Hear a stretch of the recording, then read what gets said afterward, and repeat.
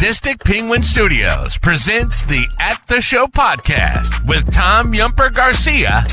Okay, you people sit tight, hold the fort, and keep the home fires burning. And if we're not back by dawn, call the president. And Tony Chalsa Burt. I don't know this industry jargon, YP, MP, whatever, okay? All I know is that I cannot get a record contract. We cannot get a record contract unless I take these tapes. It's almost time, so grab a drink, get your popcorn ready, and join the film discussion with two guys from Chicago talking movies.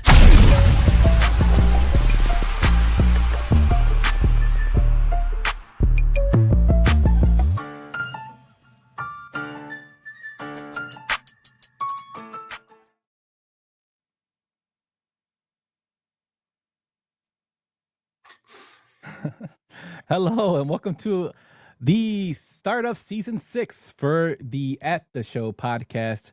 I'm one of your co-hosts, Tom Yumper Garcia, and my other co-host is Mr. Sugarbaggy Tony Burt. How you doing, Mr. Burt?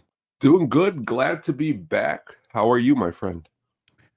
Very happy to be back to be talking movies, especially on a very zero below day in Chicago area. All across the nation, actually. There's 40 states that are going through this ice storm. And man, is it cold outside. Very cold. And I think we picked a real good one to dig into tonight for this cold. Yeah, it's kind of ironic that we decided to do it today and we have this gigantic storm coming through. Shout out to everybody who's working outside. Keep warm, and I hope you guys get done with work if you're not already. And warm up because it's really bad out there. Very, very, very, very dangerous, and definitely important to definitely warm up. Yes, sir. What's up, Mr. Brian? So, Tone, I melt ice, Sam. So, Tone, let's go right back into our normal swing of things, my friend, and go into what we've been watching.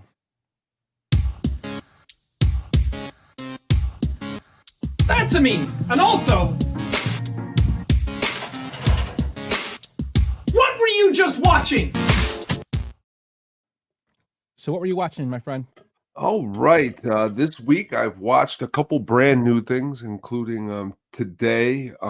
I watched the brand new Mel Brooks documentary that just premiered on HBO. It's a 2-part documentary, hour and 50 minutes about each episode, and really, really digs deep into Mel Brooks.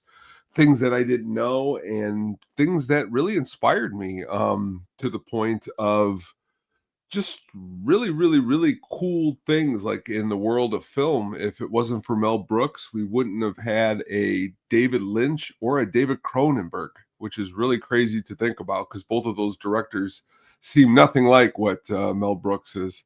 But dig into this documentary. It's really good. Mel's comedy, his journey from the beginning is really actually interesting.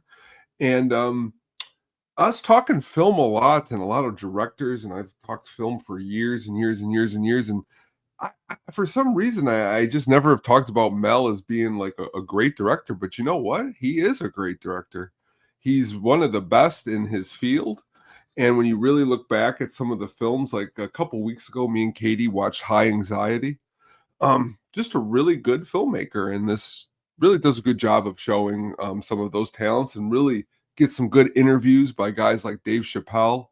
You get Rob Reiner at one of his last interviews, Carl Reiner. You get a lot of good stuff in it, but definitely check it out if you have not. Definitely will, and I totally agree with you in terms of Mel Brooks being a great director, just a great creative mind. The Producers, one of my all-time favorite comedies that he did with Gene Wilder, and Zero Mostel, which I thought was awesome. I actually liked the remake. I mean, it wasn't as great as the original, of course, but the remake had the Broadway stars of Matthew Broderick and what's his name? Nathan Lane, who did the Broadway, and then they came back to do the film for a remake of it. Just a awesome mind. I'm not a huge fan of Spaceballs, but I do like the history of the Earth. I'll be honest with you. Spaceballs, I would agree with you, is probably, I've never put it in this higher tier, but Young Frankenstein and Blazing Saddles, and as you said, History of the World, him being married to Anne Bancroft, Mrs. Robinson from which is just amazing story there. But you're right, everything that you said. Yeah, it's he's 100 years old and still going strong. Yeah. And I guess they're gonna make Spaceballs 2. I guess with Josh Gad is gonna be Mhm. spearheaded that, and it's coming out in 2027, I believe. So I definitely would check this out. This is on HBO Max, I'm assuming, 'cause I see the little Yes, yes, graphic. it is. Yes, it is on HBO Max. Cool. And also, I watched brand new this last week. Came out on Netflix with Ben Affleck and Matt Damon called The Rip. Um, and honestly, I enjoyed this movie quite a bit too. It was fun for what it was. Um, Ben Affleck and Matt Damon are pretty good in their field. There's some other actors that are in the movie too, like Kyle Chandler. I'm a pretty big fan of him. Stephen Yuen from Walking Dead is in it. But I thought it was just a good action movie. And honestly, sometimes Netflix drops. That was if it sucked. It definitely would have stunk like a fart. But definitely an interesting movie if you like these actors and you like action. I mean, if you like, it's not as good as The Town, but it's a good time. I haven't seen it, but I will check it out, add it to my list on your recommendation. Add it to the list. What have you been Yeah. watching, my man? So I watched the film Nonas. Now, I did not go in wanting to watch this film. I happened to be eating dinner late. I was doing some stuff, and I went upstairs to eat dinner. And Jen was watching this film with Vince Vaughn, and a lot of old school actresses are in it. Uh, the lady from Sopranos, Tyler Shear's in it, Susan Sarandon, Linda Cardinelli's in it to go along with Joe Manganiello, Andrea Mateo's in it as well from The Sopranos as well. Uh, I would say it's not a horrible film. It's basically about a guy who opens up a restaurant when his mom passes away, and he tries to basically do her recipes, and he invites a bunch of old grandmothers to make the food and share their passions from different parts of Italy. And he tries to make it a success. And then I found out the film was uh inspired by a true story, which I thought was pretty crazy. Was it a great film? No. But it was enjoyable. Have you seen this one? Yeah, I actually saw it back when it was released, and you gave it about the fair assumption of what I would say is not terrible, no, but you got all these great actresses, and honestly, with just the okay script, Vince Vaughn does an okay job. He can handle it. He's got some wise cracks, and this Mhm. movie is a good vehicle for him. So I agree with you. Yeah, it was fine. I mean, to be honest with you, I can't remember the last Vince Vaughn film I watched that wasn't like old school or Yeah. I mean, he's kind of fallen off. But You ever watch that one where he goes to prison? It's a real I've serious seen movie. clips of it, but I can't. I have It's actually, dude, it's really Is actually it really really? good. It's actually really good and shockingly, and that's coming from me because I could tell you right now when I was about to watch it, I was even before you're about to speak. I know you're like, I can't take this seriously, Yeah, but he honestly he deserved some flowers for that one, which shockingly because he's got some real bad ones lately too, comedy wise. So it was about the only thing he's really done lately beside this and that. But yeah, check it out. I think you'd like yeah. it. The Psycho remake kind of took me away from wanting to What the fleas in watch. it from the Chili Peppers? Come on. It doesn't matter. I love Flea, but it doesn't matter. Uh, I also watched, I tried to get in to see what these long comedies and like sitcoms are all about. Never watched Cheers in my life. I remember seeing it on TV when I was younger. It would come on late at night. My aunt used to watch it, so I used to hear it. I know of Norm George Wendt because that's like common knowledge. And being from Chicago, he was from Chicago, of course, with the super fans on SNL. But I never watched the show. So I decided I'll check it out. I am in the first season, I think episode 12. It's okay. It's I can see why people liked it then. Uh Rhea Perlman, I can see why she won so many Emmys for it. Um I still don't understand why the whole Ted Danson baseball player thing is kind of weird.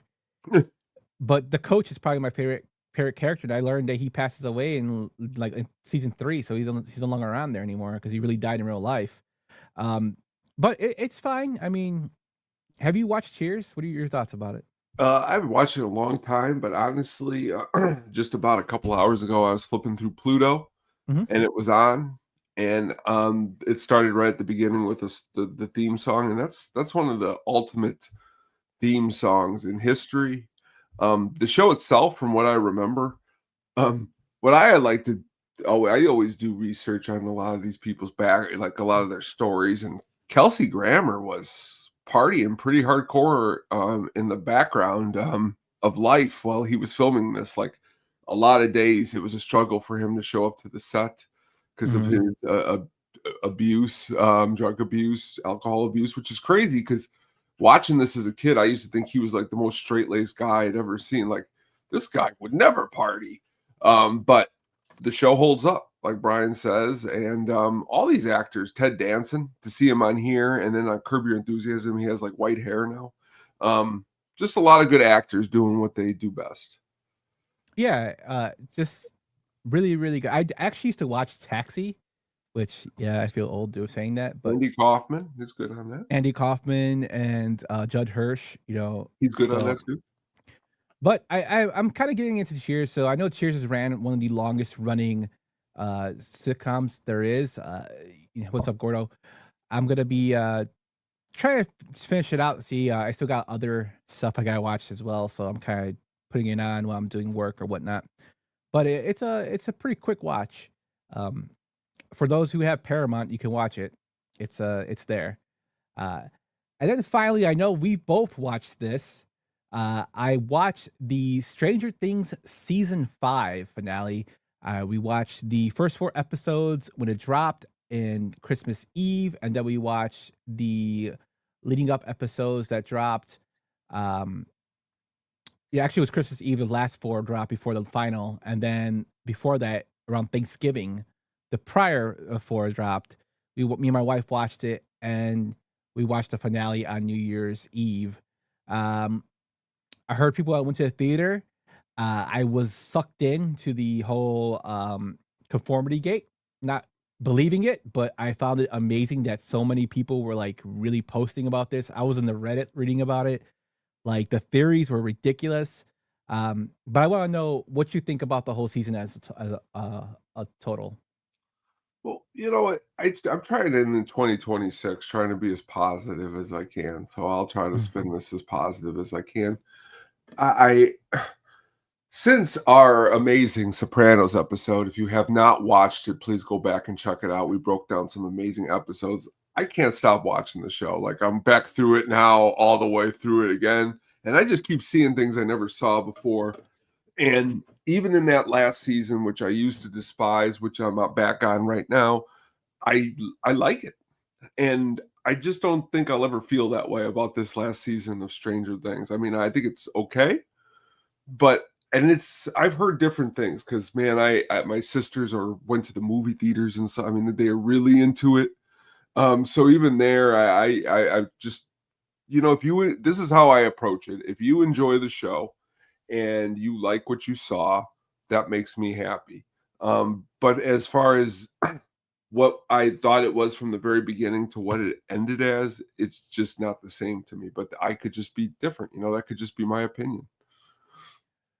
So I didn't hate it. I just think they waited a little too long to release it. And the reason I say that is because there were a lot of plot holes that kind of went into this season that wasn't really matching the Duffer style. Now, I don't know if Netflix was pushing them, rushing them. I didn't watch the documentary that came out.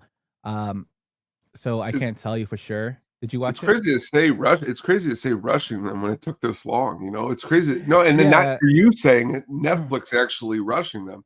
Because you say to yourself, they had ample amount of time to pretty much produce one of the greatest seasons of all time.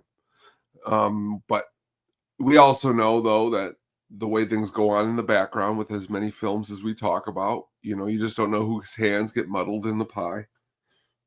Yeah, and that's kind of the way I kind of felt because it wasn't the same kind of Duffer writing because their stuff was the Duffers actually write pretty decent. I enjoyed the first 4 seasons. I thought Yeah. they were very, very good. Mhm. The chill I can get past the kids being older. It's 18 months after. Yes, that's what happens. And the ending I guess left a lot of people kind of wanting more, and they were believing that it wasn't the end. So that's when all those theories came out, and then of course nothing happened.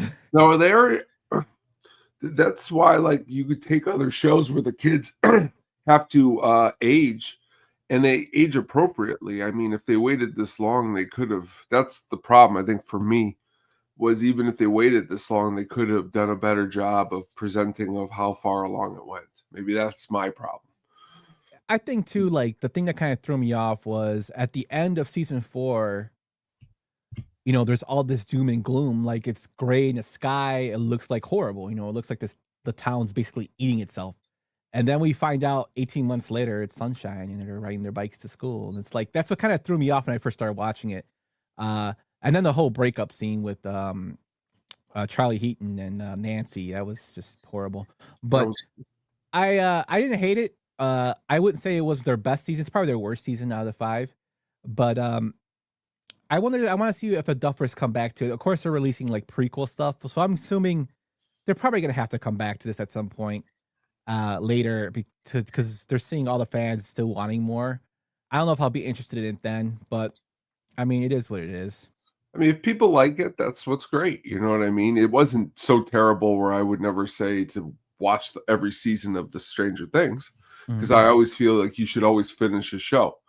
Like even you, I appreciate you saying, I'm into Cheers. I'm going to try to watch it and see how far I could get, as opposed to going, I watched 8 episodes. I'm done. It's like, because you said you're already on the journey. You might as well see where it goes. And Mhm. that's Stranger Things was a complete journey. So, I Yeah, agree with you there. I mean that's just the way. Sometimes shows start slow and they eventually blossom to something good. I mean, one of my favorite shows, Mindhunter, was a very slow start, and then you get hooked and you're just like into it.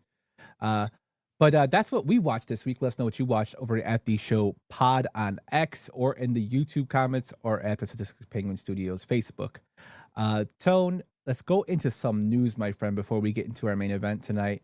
Unfortunately, today, right before we signed on, a legend in Chicago radio, a person that inspired actually the way I do our show in terms of sound clips and little things like that, passed away by the name of Terry Boers. If you're not from Chicagoland area, Terry Boers was like a big guy at the Sun Times. He used to cover the Bears, and then he eventually went into a radio station called 670 The Score, which is like our number one sports station in Chicago. ESPN also here, but usually local out, draws ESPN.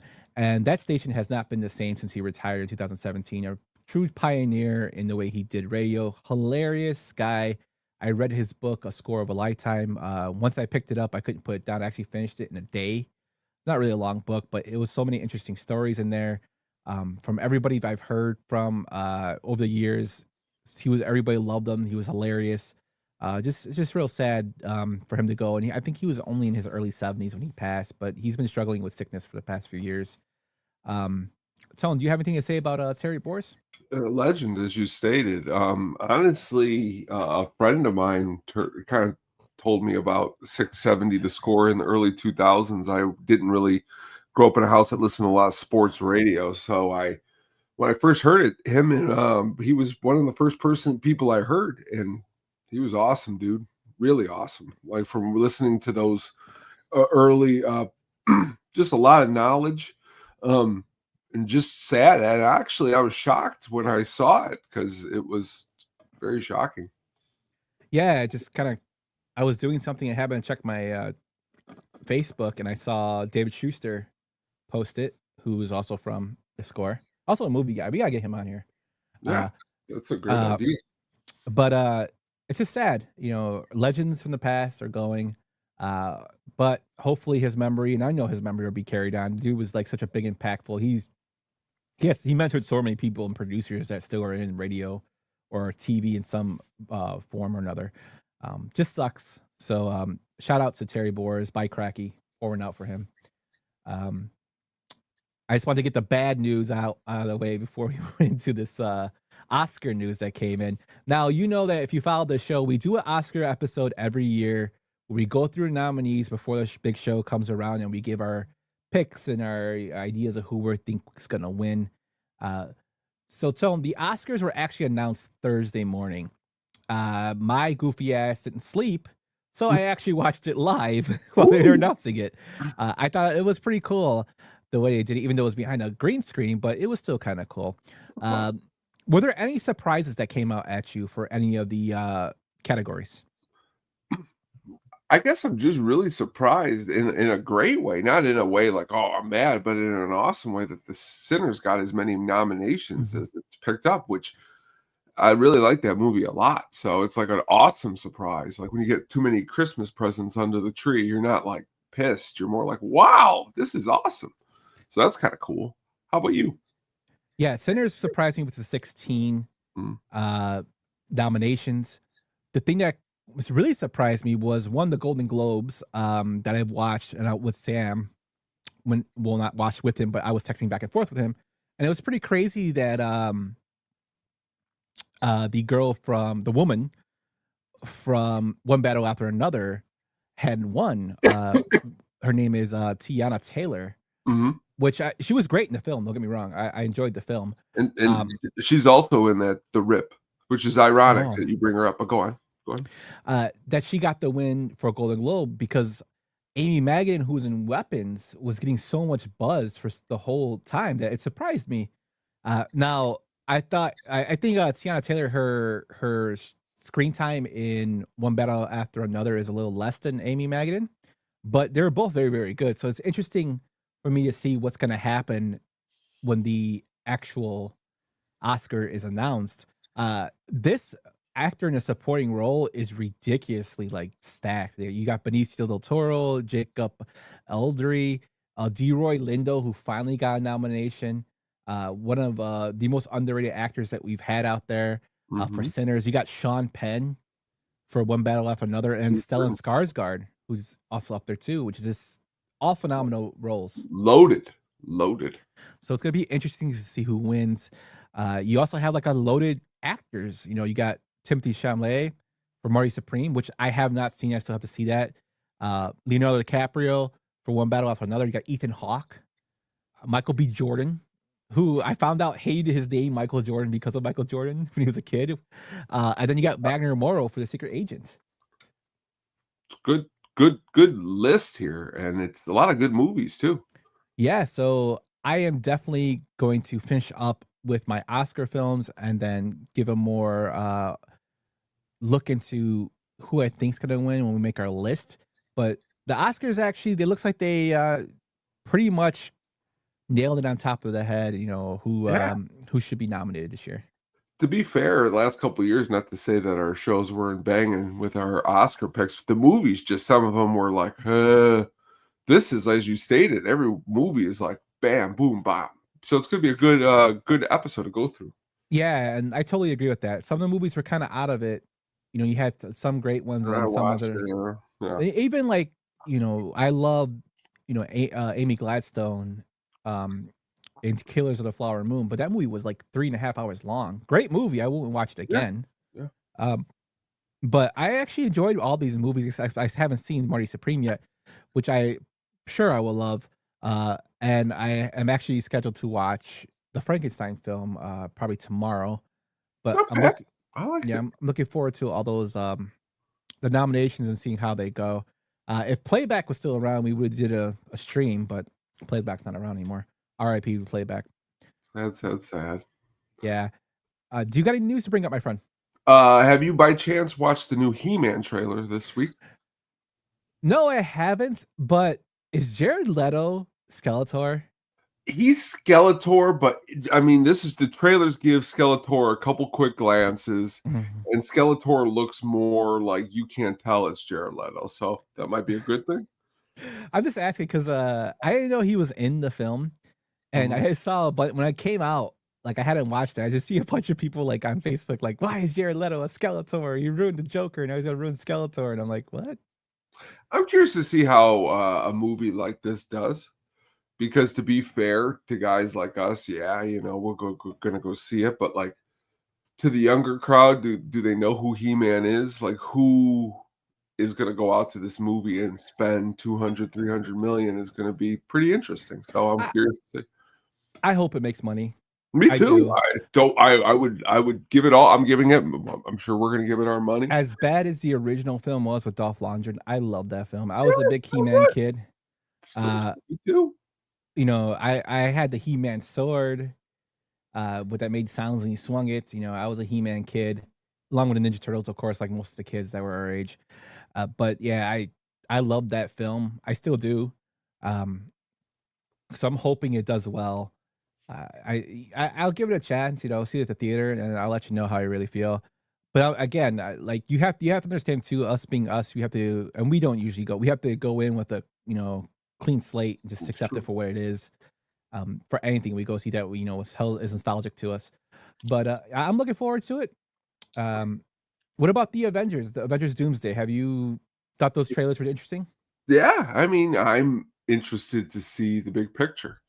I'm always interested to see any big picture, especially something with Downey Jr., but again, we've talked about it before. It's like, what are they going to be going for? And I don't really want to speak on it until I hear and see a little bit more. Because, you could go either way. You could be really excited, or you could start saying things along the lines of, oh, are they just bringing them back because they need them so they can make money? You don't know. So I would like to see a little bit more, but the trailers look good. I mean, looks like it's peak Marvel. I mean, yeah, the trailers do look very interesting.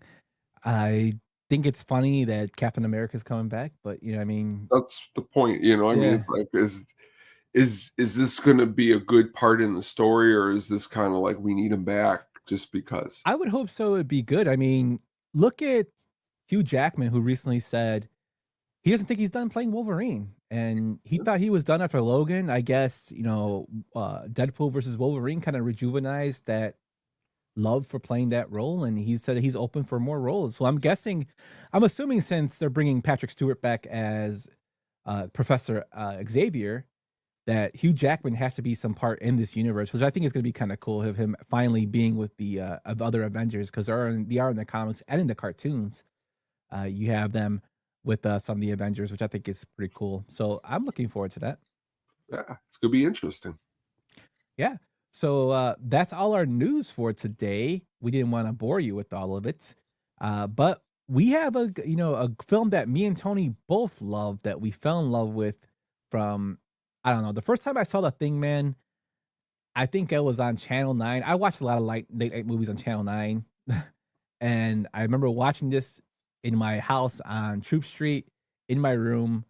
I distinctly remember just drawn to the special effects. It was on the part where the dog is in the kennel, and we'll get to that later in the breakdown, but it just drew me in from then on, and I couldn't stop watching what was going on in between commercials. I was thinking, like, what the hell is this? It was late at night too. I was always by myself watching this. Then I found out that guy who made Big Trouble in Little China directed it. I'm like, oh my god, it's even better. It just made me fall in love with the film. What about you? When was the first time you saw yourself watching that thing? The very first time, right around young age, and just really, to me, one of the most scariest movies I've to this day still have ever seen. I always wanted the tattoo of the front box there with the light coming out of the winter coat, but it just really speaks volumes to really good directing. Kurt Russell is definitely at the top of his game, and so is the supporting cast. I mean, Wilford Brimley, the oatmeal guy, great job. Yes. Have you seen the Wilford Brimley AI videos?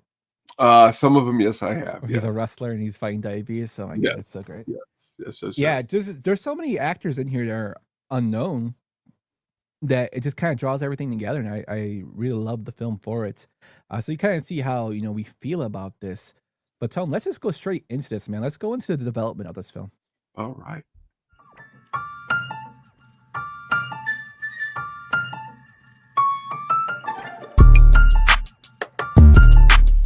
In my thoughts, I use the technique of positive visualization. So the film was based on a 1938 novella named Who Goes There by John W. Campbell Jr. It was first published in Astounding Science Fiction magazine and introduced the core concept that an alien organism capable of perfectly imitating other life forms caused paranoia and distrust within an isolated group. Novella had already been adapted once in 1951's The Thing from Another World, and we did show a couple clips from that when we did our sci-fi films in one of our earlier episodes last year. That version downplayed the paranoia, though, and turned the creature into more of a conventional, like, movie monster, I would say. That was more of a, I would say he was more of the Universal monster kind of way. Mhm. But it was so Frankenstein, cool. yeah. Yeah. If more was like focused on Cold War themes and like military stuff than it was anything else than scientific. So people are wondering, why did they revisit this film? Well, by the late 1970s, studios were more open to darker and more cynical sci-fi films. You had Alien coming out in the late 70s that probably pushed this to be made also with Ridley Scott. And with that coming out with No One Can Hear You Scream in the Dark, I'm sure when this film was floating around, people were like, "Oh, let's get this film going on." And of course, when the aliens made money, and when Alien made money, money talks to a lot of studios. So they're like, you know what? Let's do a more faithful adaptation of the film, and that's what Universal Studios wanted. They wanted to be emphasis on isolation, identity paranoia, and existential dread. This version intentionally removed heroic certainty, so they wanted to remove all that. They avoided traditional monster versus hero structures, and they kind of focused on psychological collapse. So when they were looking at this script, they were looking at particularly one guy, and that person was the legendary John Carpenter. Reason being, he had just delivered Halloween in 1978, The Fog in 1980, and Escape from New York in 1981. That's a hell of a three-peat there, man. That's a murder's row. Yeah. They saw Carpenter as a director who could blend atmosphere, suspense, and minimalism, which he does in all three of those films. Great. Someone capable of maintaining tension without exposition. Carpenter was known to physically and will personally be drawn to the paranoid aspect of the story, which got him into it. The idea that no character is safe or trustworthy really, kind of sold it to him. There were no other major directors that were really formally attached. Reasons being is that they wanted to use a director that they felt was, one, going to make them money, and two, kind of had an understanding for what they wanted. And they felt that that person was only Carpenter, so they didn't really offer it to anybody else. And again, he accepted it because he saw it as a great follow-up to Halloween, something different. The distrust of safety. And this was a bigger budget. Halloween, again, not a lot of people know, was made on a very small budget that became a big hit. And he was eager to do a straight horror film after he did Escape from New York. So when the studio project was pitched, early discussions involved multiple studios hesitant about it because the gore, the tone, and the lack of traditional hero. And when it was the other studios that passed it before Universal got it, they thought the creature budget was going to be too high. The story lacked romantic or uplifting elements. That's kind of crazy that he turned down a story because it doesn't have any romance in it. No romance. Like, that just shows you how the 80s were. And then the marketing concerns. How are you going to market it? Because it's unknown actors. Universal, of course, picked that up because they owned the rights to 1951. They wanted to monetize the IP, and they believed, again, Carpenter could make them some money to offset the risk. They approved a budget of $15 million, and a significant portion was allocated to the practical effects, the creature design, and extended shooting effects that were scheduled. When they went to casting, Carpenter deliberately avoided big movie stars. He wanted a youth-driven cast. His goal was to make sure that actors looked like real scientists and pilots. He wanted a cast where anybody could plausibly be the Thing. He didn't want them to stick out like a sore thumb. Although Keith David kind of does stick out like a sore thumb. He's Keith David, man. The all-male cast reflects the novel, and it reinforces emotional isolation with a lack of romantic subplots. So the romance stuff, that was dead. He eventually went with Kurt Russell for R.J. McCready, Wilford Brimley for Dr. Blair, Keith David for Childs, Donald Moffat for Gary, Richard Dysart for Dr. Cooper, Charles Hallahan for Norris, David Cleenan for Palmer, Richard Mazer for Clark, Richard Mazer coming up in there, T.K. Carter for Knowles, and I believe T.K. Carter just passed. He sure did last week. Yeah, R.I.P. T.K. Carter.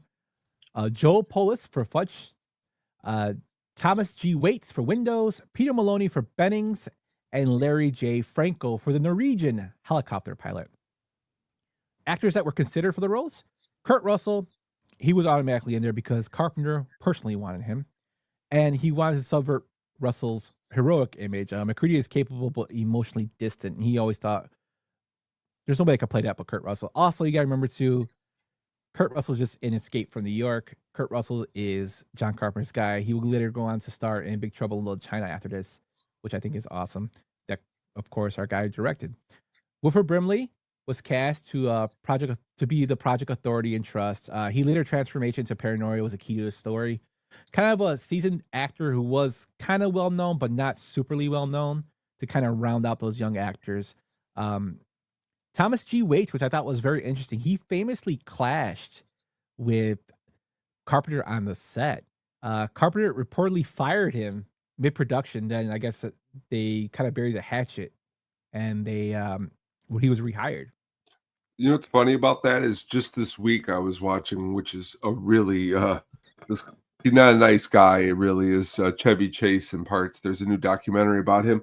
But that being said, I forgot that he worked with John Carpenter on Memoirs of the Invisible Man. And Carpenter literally out of his own mouth was like, worst person I've ever worked with. So you don't want to piss Carpenter off.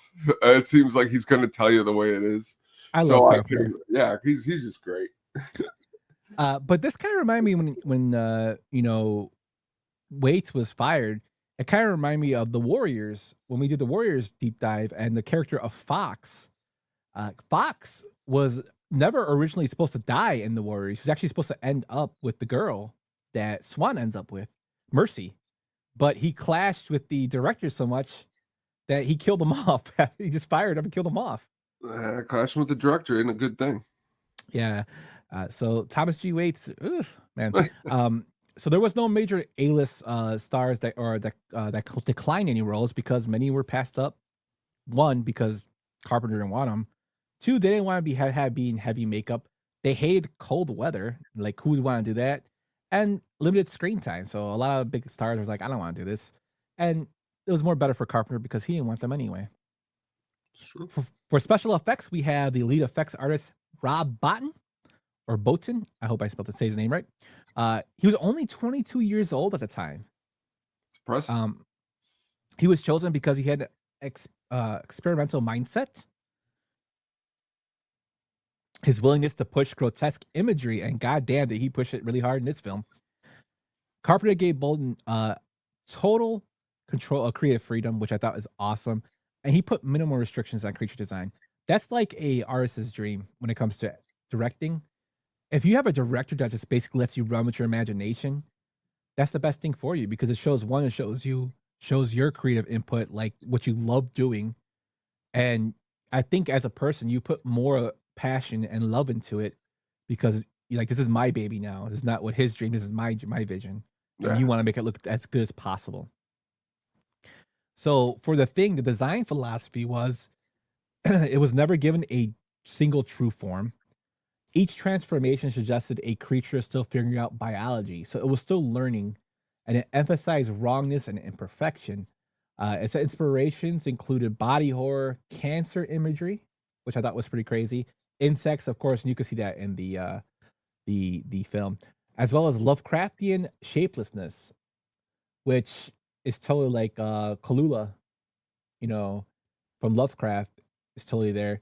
The techniques used for it were animatronics, foam latex, gelatin, slime compounds, verse photography, puppeteering rigs, and fire effects combined with mechanical elements. Some of the challenges he faced, though, were Bottin worked a lot of hours. He often slept in the effects studio. He suffered from physical exhaustion. He was hospitalized from stress and pneumonia, which, I mean, the pneumonia probably was from the cold, and then probably overtiredness kind of, played into that effect of being there for so long. Your immune system's got to drop, right? Yeah, not good. Stan Winston was brought in late to assist with specific effects, the dog thing, which he helped out with. And then the effects shots frequently delayed production, required constant redesign during filming, which is, kind of, I guess, warranted because he is making his own thing. So, the director has to work around it. And sometimes the shot might not fit what Botten had brought out. So Carpenter had to basically, shoot from the cuff on it. Or as what's his name, Conrad Thompson would say, he had the freestyle. Tom, why don't you tell us about the soundtrack, my man? Soundtrack, really, really good. Composed by Ennio Morricone. He is a legendary Italian composer known for some of the greatest Western soundtracks of all time, The Good, the Bad, and the Ugly. Once Upon a Time in the West. He was chosen despite Carpenter usually doing his own films, which was kind of cool that Carpenter was cool with that. But the music itself, to me, in the movie is something that I always think of and remember. It's in so many parts. It fits so well. But why was Morricone chosen? Because Universal wanted somebody more prestigious with a musical name. Carpenter wanted a minimalist, oppressive score, which I think was success. Morricone delivered low frequency, heartbeat like rhythms. I think of it especially at the end of the film. Sparse melodies emphasizing dread over emotion. But the score itself is definitely cool in its use of really heavy synth bass pulses, a lot of repetitive rhythms, minimal orchestration. Music is often functions in the whole entire film as a tension amplifier rather than a melodic guide, which I thought was really cool, the way that was showcased throughout the whole film. The cues, though, throughout it are motionless, mechanical, and cold. So, unlike something maybe like James Bond, where it's really kind of creepy. It's because I believe it fits excellently to actually what the creature is. It sneaks up on you and you don't know it's there, and then next thing you know, it overtakes you. But the unused music, Carpenter ultimately only used a portion of Morricone's score. Some tracks are replaced with Carpenter's composed synth pieces, which is definitely, you can tell that as you start digging through the film. You can see what is being used a little bit and what is not. It's kind of a fun little game you can play. But Morricone won a BAFTA for the score, which I thought was really, really awesome. Yeah, and like you said, one of the greatest composers ever. Yeah. So basically, the summary of this whole creative intent was for the thing to be a nihilistic horror experience, and they wanted a film where a survivor offers no relief. Meaning, you have to survive, but just because you survive doesn't mean you're going to get away or you're going to live from the thing or in the elements. Every production choice reinforced paranoia, isolation, and loss of identity. Its initial failure had nothing to do with quality, only timing. So that is our development breakdown of the thing. Let's go into our film breakdown, Tone. Let's do it. See the arc? He starts down here. He ends up here. Where's my arc, Paulie?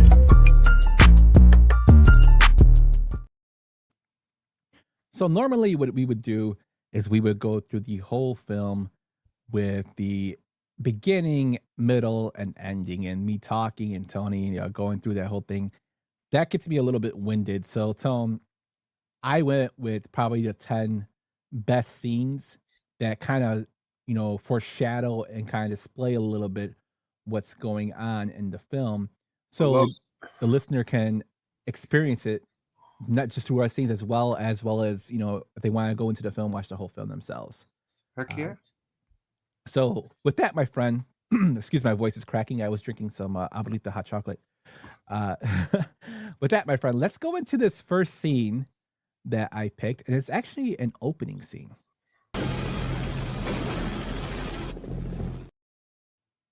And that is the opening chase of the Norwegian helicopter and the dog.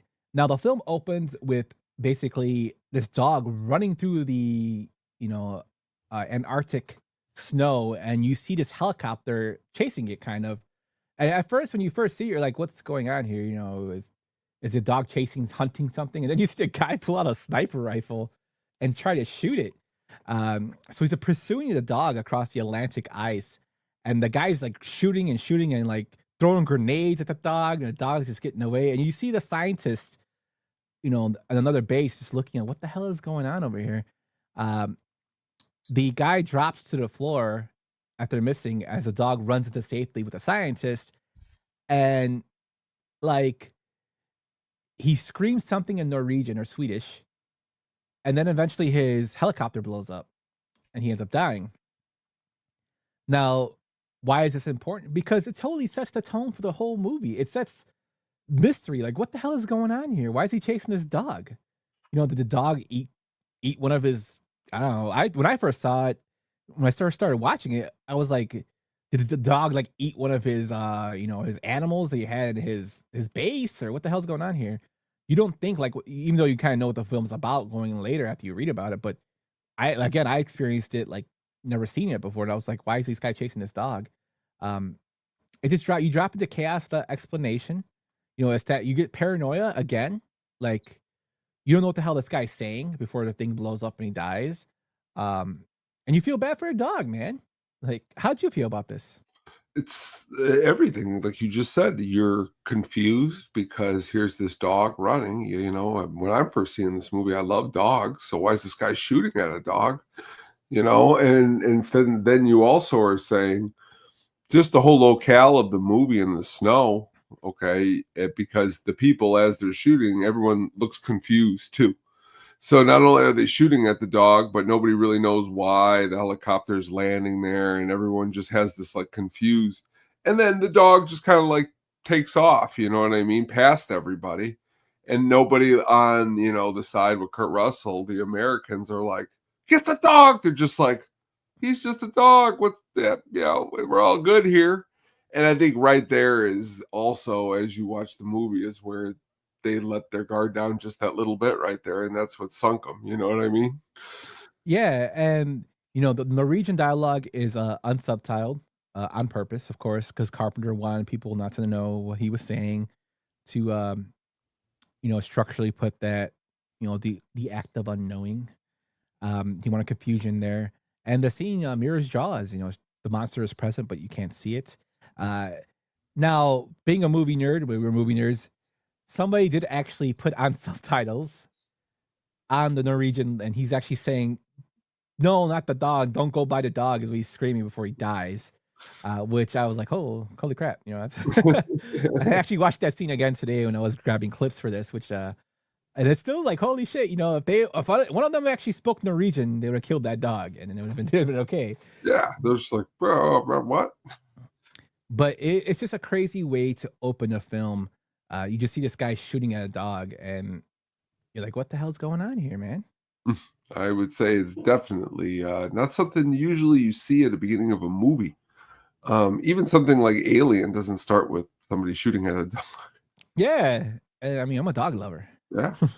Can't do that. And then, we go into the second scene here, which is the dog basically entering the outpost, and he goes from room to room. He watches as a helicopter lands, which I thought was kind of weird, how he was just looking out the window as the helicopter lands. Then he's going from room to room. He stops and he looks, I believe, I think it's Benning's room, right? He goes, stops and watches him. Mm-hmm. And then it's just weird because the sled dog's brought to the base, it wanders around calmly, but you can kind of see, like, it's kind of like studying the area. It doesn't seem like a normal, to me, it doesn't seem like a normal dog that would be curious. It seems like it's calculating. And you when you think about it, was it choosing its victims? Like, yeah, I mean, it's building its dossier of who it's going to get and who's the ones that will be the most beneficial for it, because that's the whole thing. It's how can it survive in this environment, because it's been actually how long has it been dormant out there in the snow? You know what I mean? So now it's definitely, since it's gotten a hold of one person, it's kind of interesting because if you close your eyes and really think about it, how far can this thing really take it if it was allowed to be able to take over? Yeah, and the audience again knows nothing before the characters do. Well, they know something's wrong, but the characters don't know what the hell's going on. The dog becomes like a Trojan horse for the film, and again, it creates like dread, like stillness of action. Like I said, it's doesn't seem like it's acting like a normal animal would. Um, it's cool Even thing. in that scene you played right there, you have the shadow of him Mhm. before the dog walks in. I think that's just a really awesomely filmed. Yeah, right there, and you see like his head on the wall. I always thought that was creepy in a way because, like you said, he's hunting victims pretty much at this point. But you love dogs, so you're like, nah, is he? He's not a dog. He's not anybody. And just some trivia about this: the dog's name was Jed. Oh, really? Yeah, he was highly trained and extremely calm. Scenes were shot multiple times because Jed was too well behaved. Jed.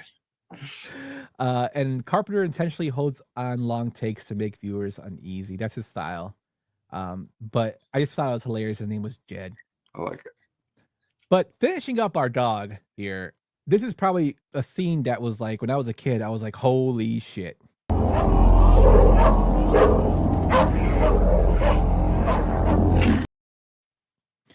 And that's the kennel transformation. Basically, the dog is put in a kennel with other dogs, and other dogs are trying to get the hell out of the kennel. They're trying to rip through it, and eventually the dog starts to mutate in like grotesque ways. He becomes like tentacles start spawning out of him, and the other dogs are basically absorbed into it. This is the first reveal of what the thing is, and man, it is ridiculous, Tone. Yeah, I mean, to be fair, when I lived in Riverdale, we had a basement where it was like a real basement, real far into the basement. And this is where I watched this movie the first time. And even thinking about it, that dog scene, man, it got me because it was dogs, back to the dogs. I love dogs, but the way it is filmed, to me, it didn't look fake. It looked super real. And not only did it look real, but what is going on? Like, what is really happening in this kennel? And then Richard Mazer, too, because he's obviously a dog lover. His response to all of it, too, was like, no! It was just a lot going on. It was really cool. It was also really cool FX in that scene, too. Yeah, and the part that always got me was when he's screaming and then he tries to go in and it tries to go after him. And he slams the gate on the tentacle. Like there's suspense there, like it almost got him. And then he goes, of course, and gets to McCready and all them. The visuals are just ridiculously good, body horror, practical effects too. And in 1982, something audience has never seen anything like it, which is ridiculous. The effects were done with puppetry, foam latex, slime, and animatronics. Stan Winston assisted quietly due to Rob Botton's overload, as we explained earlier. The creature was operated from below with trap doors, and the scene took weeks to shoot, which I think is pretty crazy. Very crazy. So once they killed that creature, we get old Wilford Brimley coming out there, and he's going to do an autopsy of this dog. What we're talking about here is an organism that imitates other life forms, and it imitates them perfectly. When this thing attacked our dogs, it tried to digest them, absorb them. Diabetes. I love that scene because, for one, I think he has a perfect voice for the explanation. And two, even knowing that this is a film, even knowing that what he's pointing at is fake, it looks badass with the goo spilling off it. The part when he's going over and touching it with his pen to show, the specific parts. This is not dog. This is a adaptation. He's trying to imitate. That whole scene is ridiculous, and the way they carry it into that room and they get it out of the ice block and they bring it over to that room to be examined is just ridiculous. What do you think about that whole scene? Wilford Brimley is one of my favorites in the movie. There's a line in the movie that is one of my favorites that my dad used to say a lot. It's when they're when he's got the gun And they're all grabbing him and they're trying to like take it from him. And you hear Wilford Brimley go, "I'll kill you." Just the way his voice sounds in this whole entire movie is peak. I think he does a good job as the science, is like trying to get through to these people what's really going on. But he also goes mad, which is kind of cool with the character. Yeah, and this scene, the autonomy shows how impossible it's like the cellular behavior of the thing. It shifts the film from monster horror to science fiction horror. Mhm. There, it introduces the idea that the thing copies at a cellular level, um, and then just shows Blair, who Wilford Brimley's character, he starts to get obsessed with this. Um, Again, the effects use gelatin, rubber organs, and air bladders. Wilford Brimley plays a scene with clinical calm to his heightened dread. And Carpenter uses wide framing to keep characters emotionally distant, which I thought is really, really done well. As is Brimley's the center of the shot with the dog, and you can see the other characters are surrounding him, but they're not close. Like they don't want to get close to the actual thing, which in reality, would you? Like No, as a normal person, even though if you're a scientist, you wouldn't want to get close to that damn thing. I give these guys a lot of mad credit because, like, in today's world, I don't even know if anyone would even have been researching that dog. You know what I mean? Like, they'd just be trying to get the hell out of there. When it's interesting that they still were so committed to what the hell's we're here. Let's figure out what's really going on. It's interesting. Yeah, it really is. And playing on from this as we just playing, like Blair kind of gets obsessed with this thing, the thing, and it goes into our next scene.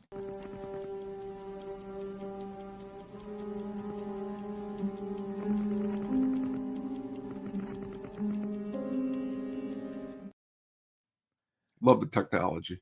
So if you're not watching, I just show the clip from the film, and it's computer graphics, and they are very, very outdated. But the computer graphics were cutting edge for the time. This is 1982, people. So this scene, Blair's running a simulation. He's showing how the thing could assimilate to all life. This basically shows him that it can assimilate to everything. And as the thing's cells are taking over the other cells and absorbing them, he becomes batshit like scared. He doesn't become crazy. He becomes, to my thing, everybody says, "Oh, Blair goes nuts." I don't think Blair went nuts. I think Blair basically realized that they have to contain this thing, which is why he destroys the radio helicopters and kills the dogs, the other living dogs, because he doesn't want it to escape, because he knows this thing can, if it gets out, God knows what's going to happen. And, it establishes global stakes because that's what he's thinking. And it shows that he's both a prophet and a threat, I guess. And then, what's actually going to happen? It kind of reinforces that theory. Tone, what'd you think about it? Did you think Blair was, going crazy, or did you think in more of a rational way like I thought? Well, I think he starts off as at this point he's still rational. He isn't crazy until somewhere when he's out there in the shed and he's been sitting out there for a long time. I think he finally snaps because nobody listened to him, not because he's literally crazy, but because he actually had all the information. And if they would have just listened to him, he was another aspect to say, okay, we could rid this, but that's they didn't do that. Yeah, and it's crazy. Kind of like I guess he would be an anti-hero to this film. It could be. Yeah. Brimley improvised some of Blair's agitation, which you could totally tell. he didn't have too much sugar that day. And then like I said, Carpenter wanted Blair to feel rational, not crazy. And I think that Wilford Brimley actually really showed that in his acting, his portrayal, because I thought, like I said, I thought he was being more rational than crazy because he was scared. Do you find it crazy he was only like 47 in that movie? Oh, bro, he was in Cocoon, and like I know, he's like 50. I thought he was like 90 in that film. I know that. He's also in The Firm. He plays he's hitman. He's great in The Firm. Which I'm like, when I first saw him in The Firm, I'm like, this dude's like 90. How's he killing people? You got Tobin Bell running around with him too. It's yeah. ridiculous. Wilford Brimley's awesome. It is awesome. So, as Blair does all this, we then start to see the meteor pieces of the film, And we go into another really, really cool special effects part of the film when they find Bennings, and he shows that he's not all he's cracked up to be.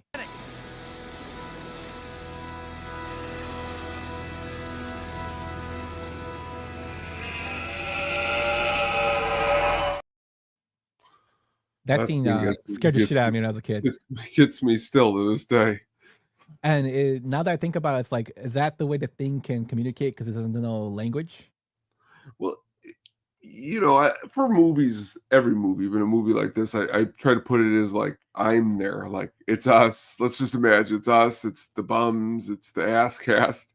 And everyone's getting taken down by the thing. And, you go outside and here's a guy who we were just cracking jokes inside. And now next thing you know, he's been overtaken by the thing. It's like, so, and now you got to take him out when they set him on blaze. And that's what's kind of cool too, is that like some of these scenes, like that scene especially, some of the scenes are they're kind of in the old thing too, different versions of the scene, but it's kind of cool, some mimicking there. But just that scene with those hands he has too, really awesome. Yeah, ridiculous parts of the film that, like I said, that part scared the shit out of me as a kid. And I don't really get too scared. I watched a lot of horror movies. That part was just the scream is what always got me. And of course I was watching it alone in my house, so that kind of got me. But hold on one second. I'm getting a issue here I guess we're having an issue on Facebook stream. So sorry about that, Facebook, but if you're on YouTube, you're all good. So Bennings is found to be absorbed by the thing, and like you said, they were joking with them, and they go out, and he just turns into this horrible monster. The scream he emits is inhuman before being buried alive. Again, it shows that it's a progress, the assimilation. It's not instant. So while they were joking with them, he was basically being assimilated. Well, it's kind of like, again, it's like, it reminds me a lot of like a werewolf in Monster Squad. You know what I mean? Like, it doesn't take, like, he doesn't turn your back and or American Werewolf in London. You catch them in their transformation, you can get them. You know what I mean? Like, but like they got him there, but he had already got to somebody else. Yeah, and it's just crazy how it happens. It confirms that no one is safe, even off screen.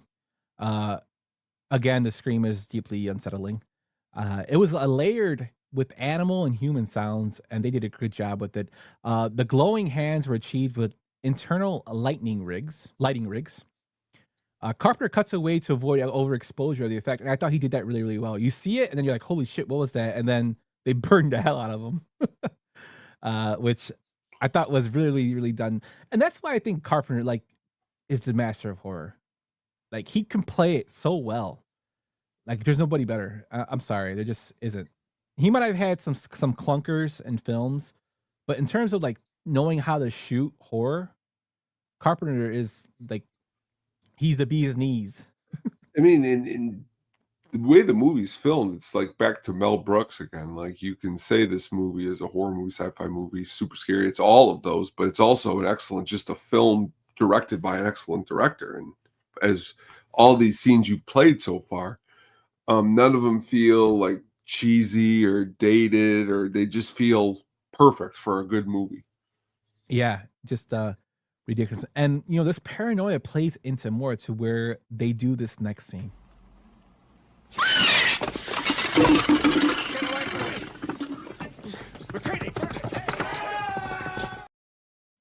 And that's the blood test scene, man. It's awesome. Love that scene. So what happens is McCready's testing blood samples with the heated wire. They somehow find that with heated wires and your blood, they can find out if you're assimilating or you're actually a real human. Now, I can't remember, was it Blair that tells them this, or I forget how they find this out? About the blood? Yeah. Yeah, it's when they were all in there and they had to, it was something that he came up with, which is also kind of crazy that you came up with it that quickly on the fly in there, that you can do this kind of testing. Mm-hmm. Yeah. Well, then again, they are scientists, so I guess we're supposed to. That's true too.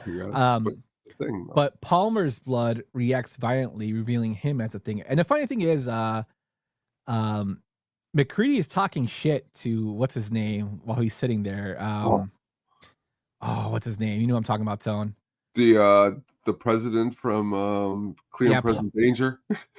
The old guy, the police, the captain, right? And then he's talking shit to thing off me. Yeah, is it Dr. Cooper?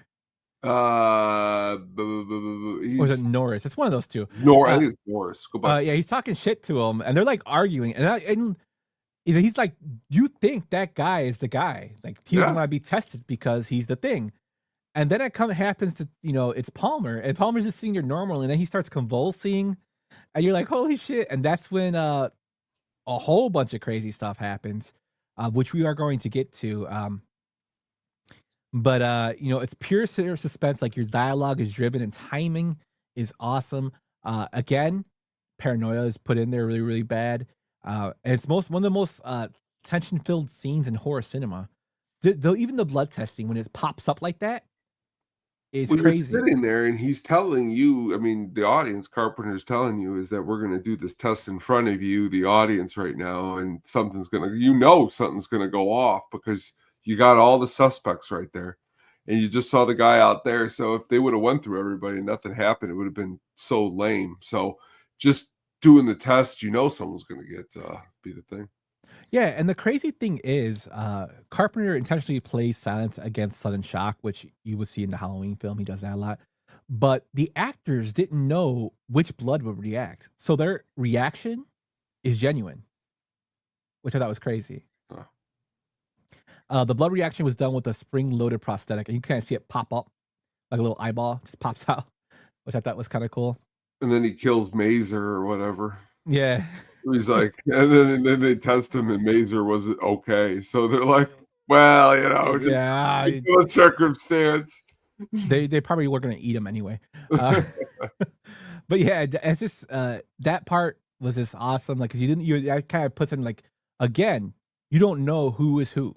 Yeah, it's going through this thing where who is the real thing and who isn't, and then that plays into this next clip, which again I keep saying as a kid I was like, holy shit, this is another one I was like, holy shit, what is going on here, which I think is awesome effects done.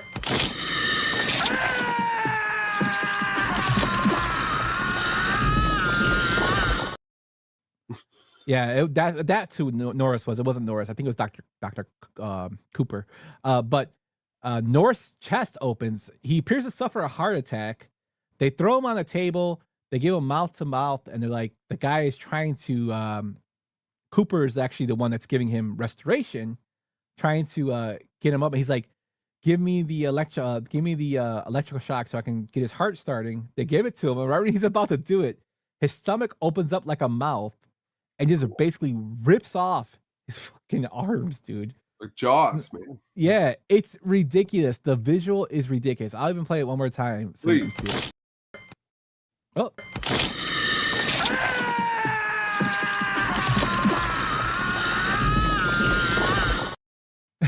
The best part is like the other this guy's arms are getting ripped off, his hands. And if you notice in that scene as it fades out, everybody's just kind of looking like, holy shit. Let's do it one more time.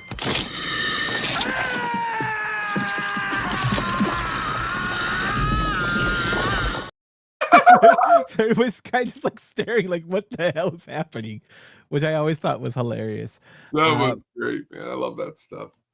Yeah. So this is probably one of the best practical effects we've ever seen. This next scene that we're going to go over plays into with Norris, but this is probably the most famous body horror moment ever filmed. It violates every expectation of medical safety. It turns the human body into a weapon, which I thought was awesome. So the way they did this, Tone, was they used a real double amputee actor for realism. Wow. The arms are wax, rubber, and gelatin. Wow. Which I thought was crazy. The fire effects accidentally ignited a creature during filming. So they actually burned him on accident. But as they're firing this up, Norris's head escapes. And it turns into this grotesque thing. Now, I'm not going to show the whole thing because that's a very long scene and we might get copyrighted. But this is a part for our ninth little scene, which I think is pretty cool.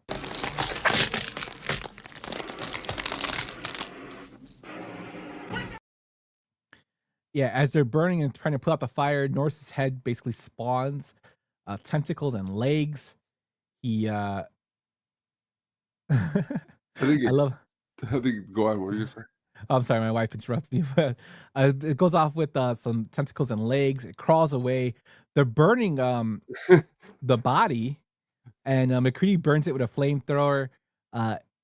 It's just crazy. And this scene was mimicked in so many other films. I mean, in It Chapter 2, they played homage to it with the head of Stan. Mm-hmm. It's not in the book, but they pay homage to it in the film with Stan's head turning into basically this spider creature running around. And it's absurd, but it's fucking scary. And it shows that the thing is not only smart, but it has a survival instinct. And it has one of the best quotes. You gotta be fucking kidding me. That's exactly what I was going to say. It's a great quote. And what's this? No, you never showed her the thing? Come on. Dude, she won't watch scary movies. And she says, I love on the thing when somebody buys some Funkos on eBay and slay the box. That made me laugh. Oh my God. Yeah, my box is in the background. It's actually cleaner back there. I had to make room for the sticker business. Right. Yeah, this scene was a combined puppetry and motion animation. Carpenter trimmed the slow stop motion because it felt too visible. And then the eyeballs were rigged on stalks using radio controls, which I thought was pretty cool.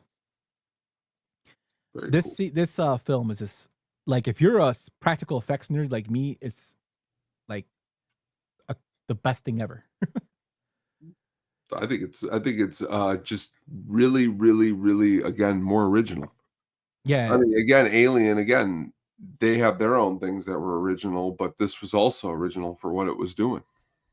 Yeah. So the next scene we're going to do is actually the ending. So if you haven't seen this film, it's been out for 44 years. So I'm sorry. We're going to spoil the ending. But we got 2 clips here. We're going to go with the ending here. Yeah, fuck you too!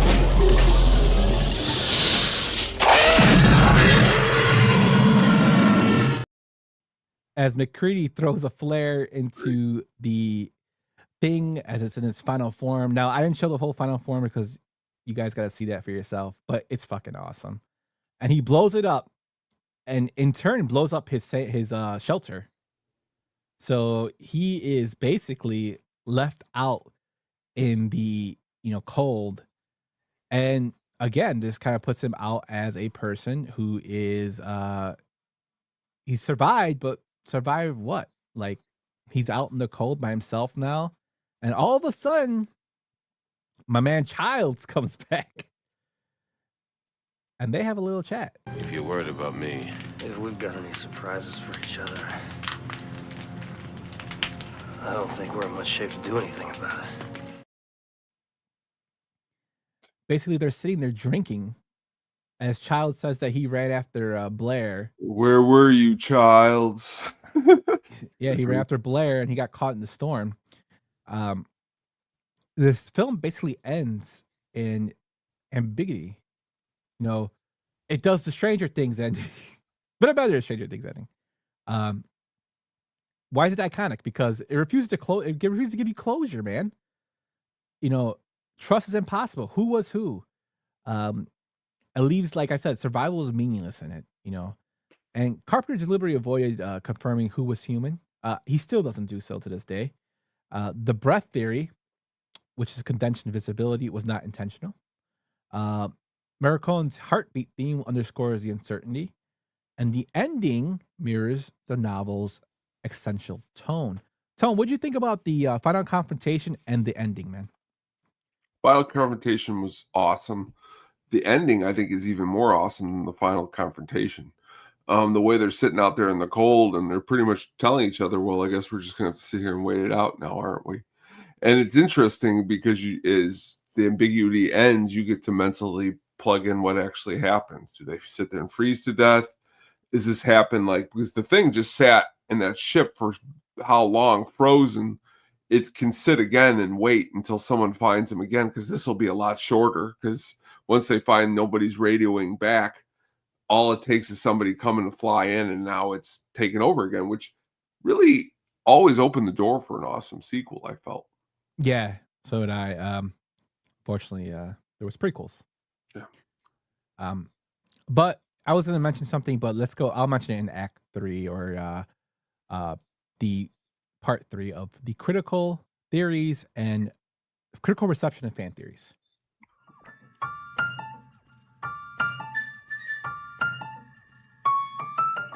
You know that fat cocksucker says I look like the Shah of Iran? Who does? Tony. I never got that at all. So as I mentioned, the final reported production budget was around $15 million. Sometimes you'll see different costs and numbers because some breakdowns distinguish between direct production costs like principal photography or effects and cast and crew, and overhead and indirect costs like studio overhead, insurance, post-production overrun, stuff like that. The distinction can result in a lower financial cost figure appearing alongside a higher advertised budget, conflicting numbers, depending on reporting methodology. So we just run with the 15 million. For the theatrical release, domestic US and Canada, it grossed around $19 million. And the cited original run. Another widely referenced domestic figure is around 14.8 million. Internationally, it only made 700,000.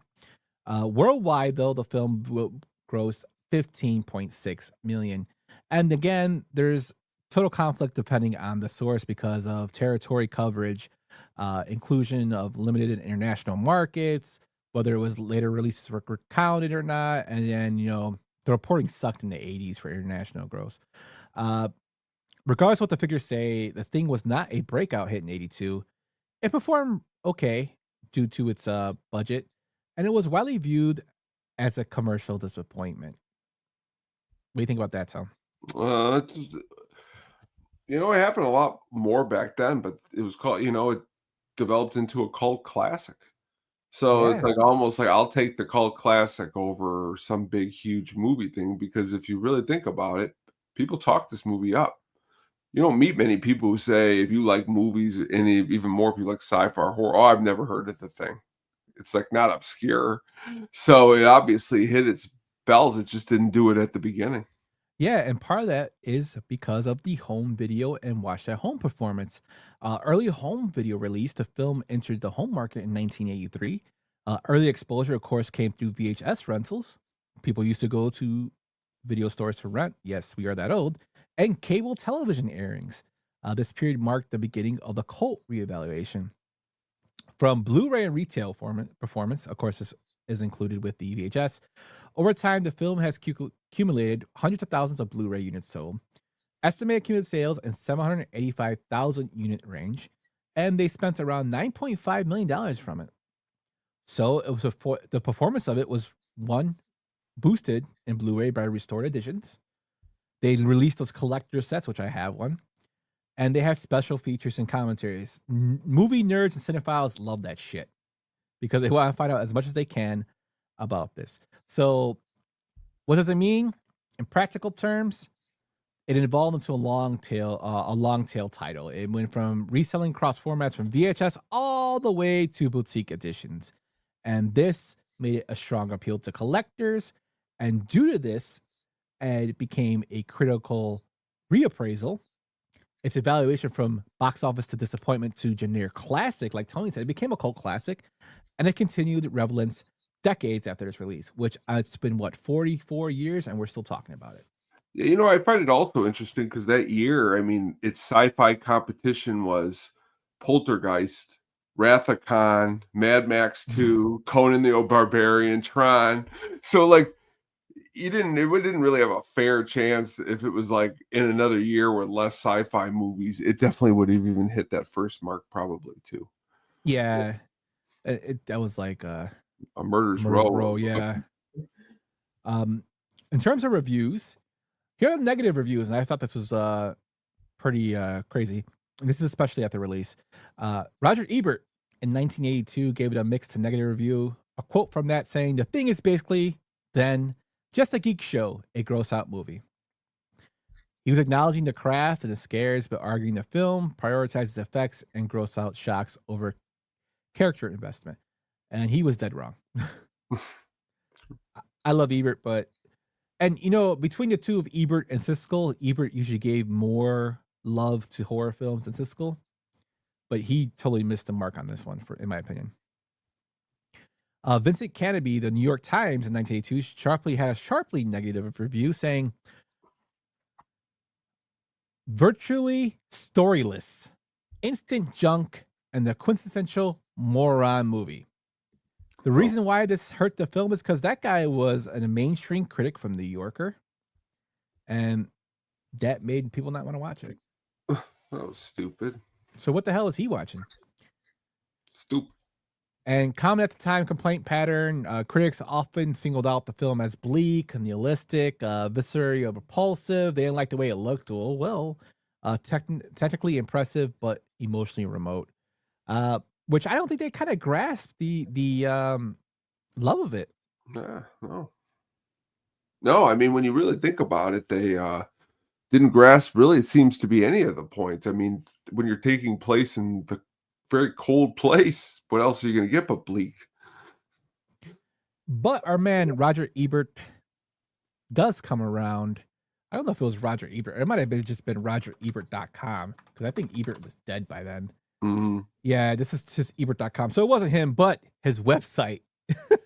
Website gave it a reevaluation as this is one of the greatest and most elegantly constructed B movies ever made.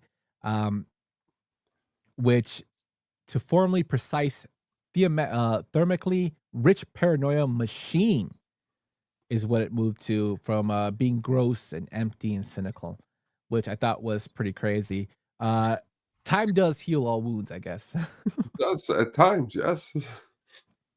And then for the soundtrack, Pitchfork Review said the score is treated as a key component of the film's eerie identity and its long-term staying power, especially the minimal pulse and tension forward cues.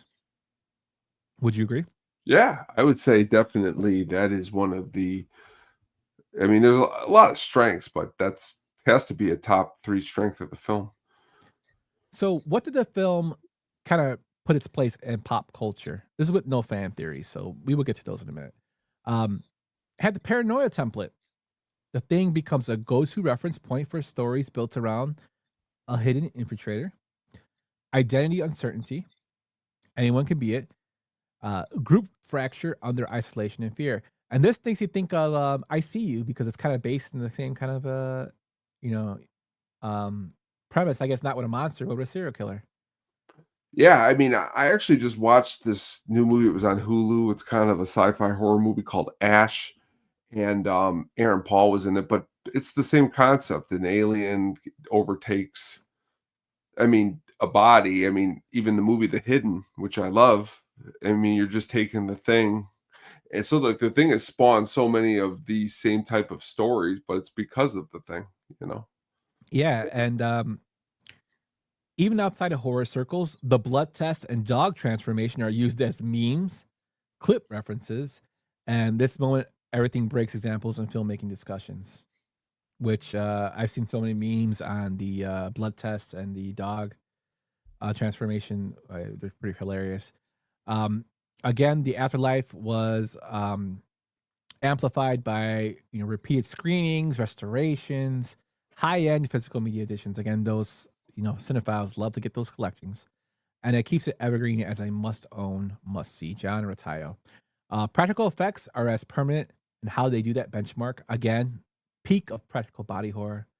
Tom Savini to me is always like the best of the best in terms of practical effects. I think creature design. This film was better than Savini. Oh yeah. I mean, it was really, really, really, really, really good. And with the world today with so much CGI, it's nice to see stuff like this. Mm-hmm. Sequels and other prequels and other official franchise expansions. We had 2011 film The Thing prequel, which after watching this film again, Tone makes me want to actually watch that film. So I'll probably watch that tonight before I go to sleep. It's a good one. And even from people who I know who are diehard fans who I went to the movie with, it's not and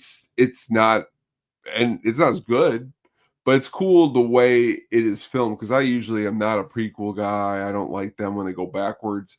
But to really kind of fill in the blanks, kind of like it's cool. So check it out. I think you'll at the very least have a good time.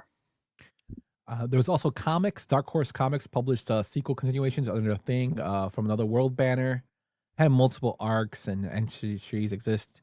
It had abandoned, unmade follow-ups. There have been multiple points in time where additional screen continuations were discussed, but projects have stalled for business rights, market reasons, and God knows what else. Also, the IP. Now, Carpenter always gets asked about this, and you know, there's two things that Carpenter always gets asked about: this film and Big Trouble in Little China. And Kurt Russell has come out and said he would only do Big Trouble in Little China 2 if John Carpenter did it. John Carpenter hasn't really spoken on that, but as of late 2025, Carpenter has confirmed discussions and potential development suggesting a follow-up story is being worked on, possibly continuing from the ambiguous ending. It says that it's more than just rumors. Carpenter's kind of hinting, with recent mentions of it being in production or in the works, but concrete details remain silent. I hope he's involved heavily, because he hasn't released a movie since, I think, Ghost on Mars, right? Yeah, and I mean, to be fair, I've watched Sophia's watched the Christmas Chronicles like 500 times on Netflix, and seeing Kurt with like white hair or white beard, I could see him really pulling off something cool if they were really hammer it down and get it out. But it would have to happen here pretty soon. Yeah, John's 78 years old, so I would like it to be done as soon as possible for my guy. Well, I mean, if they're doing Spaceballs too, and not to say that Mel's behind the camera, he's involved in some way. John could do this. He's got it. So I just went on IMDb, Tone, and there is so if you look at the director area for John Carpenter, if you look at his credits, there's an upcoming film called The Thing: Alternate Ending. It's a video, and he's the director of it. Oh, interesting. So I don't know if that's going to be a straight to video or what, but very, very interesting to see what is going to happen there. The Thing also, since it's a big success, spawned the video game. This is what I was going to mention earlier. The 2002 video game The Thing, a squad-based survival horror third-person shooter that functions like a narrative continuation. What happens next? And McCready, if you beat the game, survives, and he actually picks you up in a helicopter. That's awesome. Child's not in it, just McCready. So maybe Child's was the thing. I don't know. But the reason I mention this is because I don't know if you remember the Spoonie one, who is one of the big D-list video game reviewers back in the day. He doesn't do anything now, but the Thing video game was his big break, because he had because in the Thing you have to go and do these electrical boxes and fuse them. And he had a counter, and there was like 50 of them, and he counted them, was complaining the whole time he had to do it. And the way the mechanics were kind of off, like sometimes you would test somebody with the blood test and they'd be normal, and then you walk away, and 2 seconds later they're turning into the Thing, and you have to kill them. It was just a funny video. You could check it out. I think it's still on YouTube. But when I saw that, because I never played the game, and it made me want to play the game, to the point where Night Dive Studios actually re-released a remaster of the game, and again, people wanted to see more of it. They loved the game being remastered. They wanted to make a new video game, and it didn't materialize due to licensing and complexity with that. But we do have a fan theory, Tone. Oh, these are my favorite. So this is a short one, but it comes all the way from the Cinephile Reddit. It's called The Thing Ending Mystery Potentially Solved, with spoilers. And it's by CG 1991. So it begins like this. I recently watched the 2011 and 1982 Thing back to back. The ending mystery with Childs and McCready has always stumped me, as it does most fans. Now, in the 2011 film, we are shown that it cannot recreate inorganic matter. This is a major plot point of the film. Later in the film, it is found that Carter has been assimilated, and they realize due to his missing ear piercing. At the end of 1982's, the Childs still has his piercing in. So Childs must be alive, right? Mystery solved? No.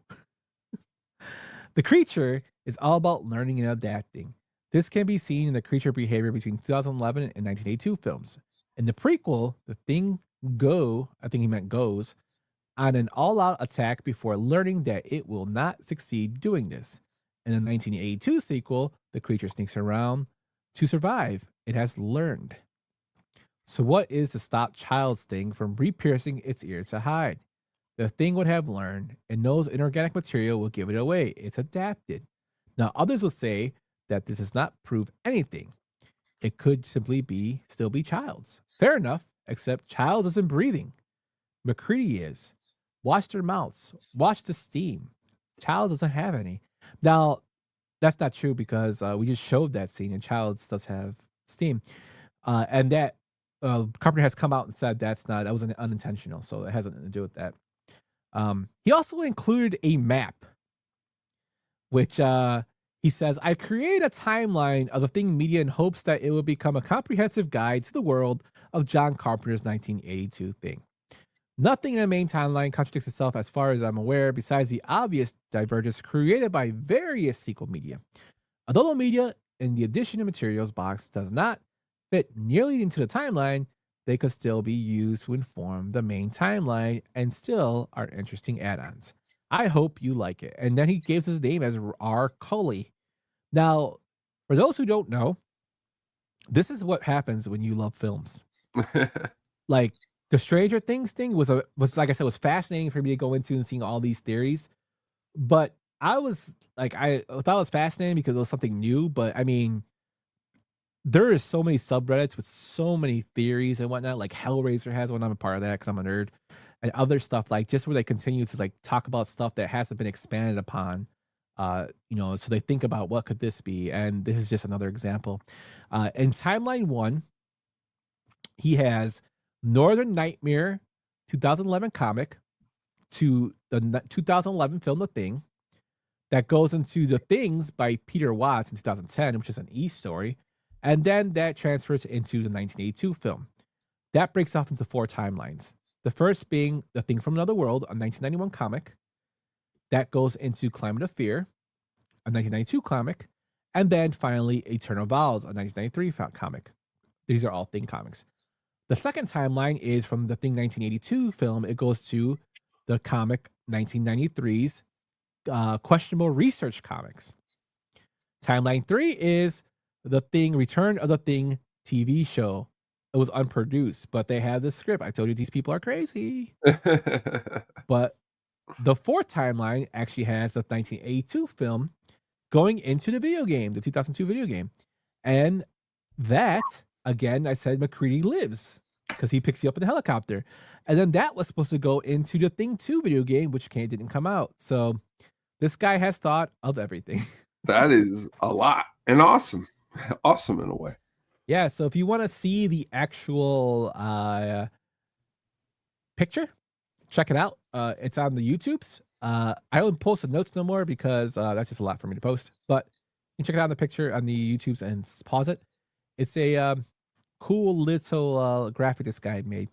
So any final thoughts, Tone?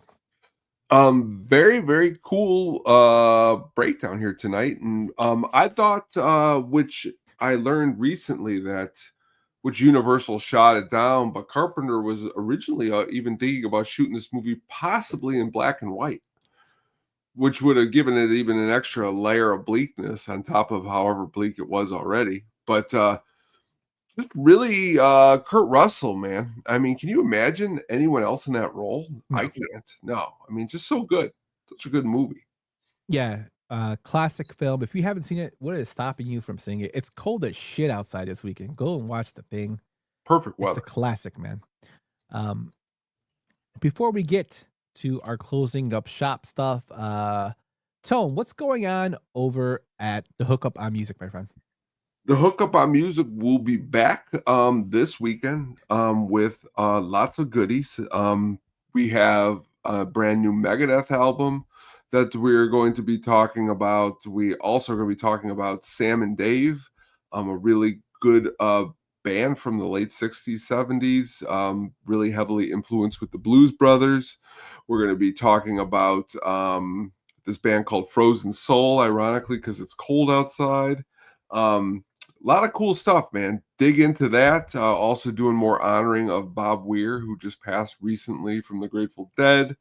Lots. Also, just learned today a bass player from the Scorpions passed away. So talking about a lot of different stuff. That's probably going to drop this weekend sometime. Listen to that. And we just had James Bond last night, where we dug into GoldenEye, some of the video game stuff there. So check that out too. Yeah, and also Perry Bamonte died. Yeah, Crazy stuff in The Cure. We talked about that on that last episode, which was really, really sad to hear, because he was very influential to their music. Yeah, I wonder how it's going to go, for Robert Smith and The Cure, which kind of I'm kicking myself in the ass because I haven't seen The Cure live, and now I won't see them, But good stuff, my friend. Also, check out the Drafty Pod. They just dropped a wrestling theme songs episode with our main man here, the Sugar Baggy, along with Baloney and Joey P from the Bums, our guy Shankster, and of course the Draft Master, Magnificent Stan, aka Brian. Fun episode, man.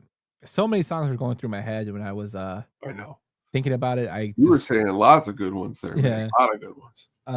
Check that out. That's also on our site, on our YouTube channel. On my end, we are going to be recording a new Frame to Frame on Sunday.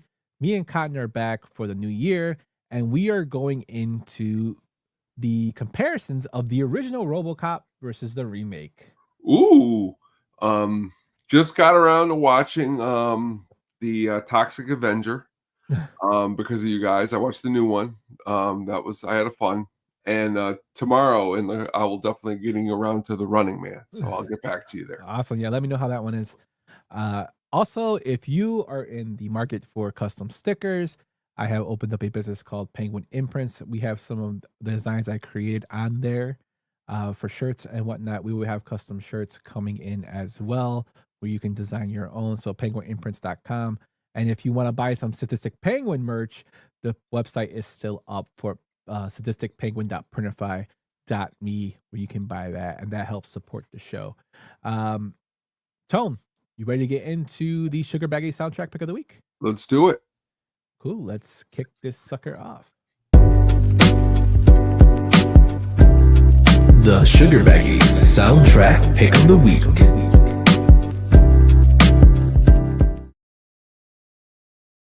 All right, tonight we are digging into our soundtrack pick of the week, which we have is tonight's soundtrack pick of the week is, by coincidence, the Daredevil soundtrack, which is not one that you hear too often, not one that many people talk about. It is more of a nu metal soundtrack. It was released back in February 4th, 2003.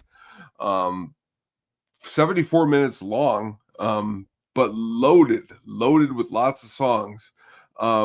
Before I get started into the majority of the soundtrack here, what I always found odd is track 8 is Evening Rain by Moby. You have a soundtrack that is loaded with lots of ridiculous nu metal like Saliva and Seether, and then you got Nickelback and Fuel, and then you got POD, and you got Chevelle and Hoobastank, and then you got Moby, which I love Moby, but it's just cool how they like place that in here. And also in the soundtrack was supposed to be other artists that didn't make the soundtrack that would have probably not made it so much more nu metal, but 20 tracks on this one, which makes it really long. But also, though, for the time period of when it came out, when you can get a song with Drowning Pool with Rob Zombie, that's pretty big. Or Nappy Roots with the guy from POD. That's also pretty big. But this little Wind Up Records, they started doing soundtracks around this time. They also did the Punisher soundtrack. Some of the songs that were omitted from the release were Nerd, Lap Dance, House of Pain's Top of the Morning to Ya. But they went on again, like I said, with Marvel Comics to do the Punisher, Fantastic Four, and the Daredevil spinoff, the Elektra. Not much is good from the movie. The soundtrack is probably better than the movie, which is, not saying much. But again, a lot of stuff on here. A lot of, like I said, it gives it a vibe. Also, Bring Me to Life, which is part of the soundtrack. I mean, I'm sure everybody has heard Bring Me to Life by Evanescence, which is... I never really was a fan of that track, but probably because of the "Wake Me Up, wake me up inside, can't wake up." And then what's even ironic is right after, like a year after the album came out, that guy left the band. So like none of their music has that guy doing that "Wake Me Up inside." So, but now that I hear the song Moody Mindset, not bad. But again, we're checking out. Yeah, Ben Moody is his name. Yeah, there you go. So this album, of course, Evanescence is the song that kind of stuck out because that was played to nauseum on Q101 in Chicago and 101.9 The Mix. Not my favorite song. I actually really like the Chevelle song, Until You're Reformed. I like that one. And then, I'm looking at the playlist right now, while you were talking about it. It's kind of crazy that Josie Scott and Chad Kroeger are on another album that was really decent because, of course, they're on the Spider-Man soundtrack with Hero. And and they're on here with Bleed For Me and Learn the Hard Way. And I think they're just all trying to recreate, that Spider-Man magic. This film got a 2 out of 5 on AllMusic, which I thought was, what? I don't think it's that bad. Again, it's a soundtrack for the time, but it's good. And then I guess they had a Daredevil EP that had "Won't Back Down" by Fuel, "For You," The Calling, "Hang On" by Seether, "Sad Exchange" by Finger 11, and "Let's Go" by 12 Stones. Oh, very cool. So, but awesome pick, man. I haven't heard this one in a while. Looking into the deep cuts here tonight. Yes, sir. Good pick, my guy. Thank you. So that is episode 1 of season 6 for the At the Show podcast. We are here. We're over 100 episodes. We're marching on our way to 150 and eventually 200. We will be back next week for an awesome episode. We'll be releasing the subject on the Twitters and Facebook. Be sure to check us out on Sadistic Finger Studios for all your music and movie needs there, as well as drafty needs. Appreciate you guys for listening and supporting us this long way. Stay warm. Tone, anything to add? Yeah, pretty much stay warm. And hopefully hopefully your heaters could get a little bit of a rest every now and then. Yep. Drink some Abuelita hot chocolate. There you go. Take it easy, guys. Good night. Thanks for listening to the At the Show podcast, a Sadistic Penguin Studios production. Game over, man. It's game over. What the fuck are we gonna do now? What are we gonna do? Maybe we could build a fire, sing a couple of songs, huh? Why don't we try that?